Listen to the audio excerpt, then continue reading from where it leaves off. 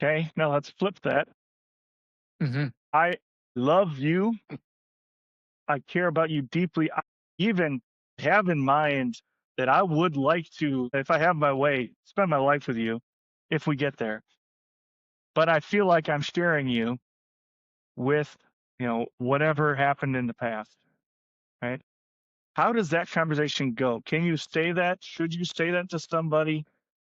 What would wisdom say, just from your perspective? What would wisdom say or Yeah. do? Well, I live in the world of validating feelings.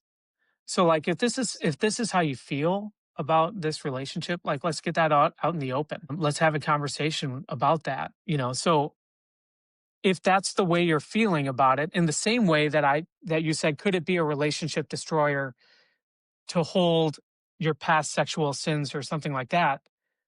Could that be a relationship destroyer? Yes. This could also be a relationship destroyer if you're not open and honest about that, because there will come a point where this will come out. So to have that honest conversation, if you're saying you are a forgiven child of God, I don't know that I can do this in this relationship. That's a really really hard conversation, but I think it's helpful in the long run to be honest about how you're feeling about that, because I don't think that's something that you would want to come out 5 years after you got married, right? I was hoping these feelings would change when we got married. I don't know. I don't know. So I think I view those two things kind of in a similar way. Let's be open and honest about it.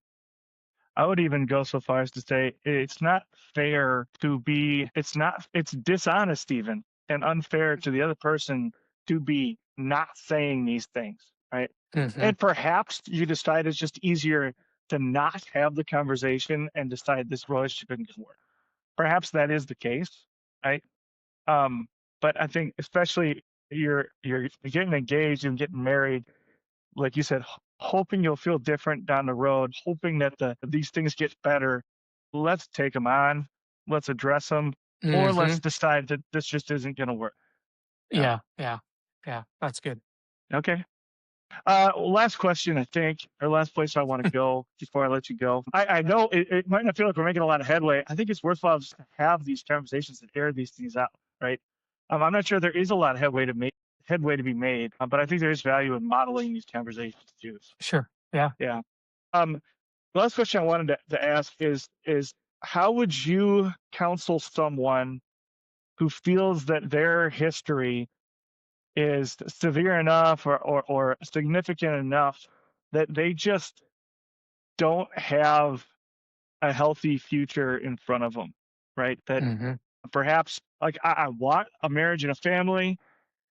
I just don't know if that's in the cards for me because of the relationships I've already had. Or, like, I'm not sure that I will ever find a spouse. I'm losing hope that I'll ever find a spouse that's willing to deal with what I'm bringing to the table. How would you counsel Mhm. somebody like that? I'll start with what I wouldn't do. What I wouldn't do is give somebody the empty kind of platitudes that's, there's always a fish in the sea for you. God has someone, the whole soulmate idea. Like, I just don't buy that, right? There's no promise in scripture that's going to happen. So I think we had said this before, but sometimes we rush to trying to fix those feelings, and make them not exist by giving them something like a Jeremiah 29:11. God has a plan for you. It'll all work out. Yeah, but these fears are super real and they're super super hurtful and they're super scary.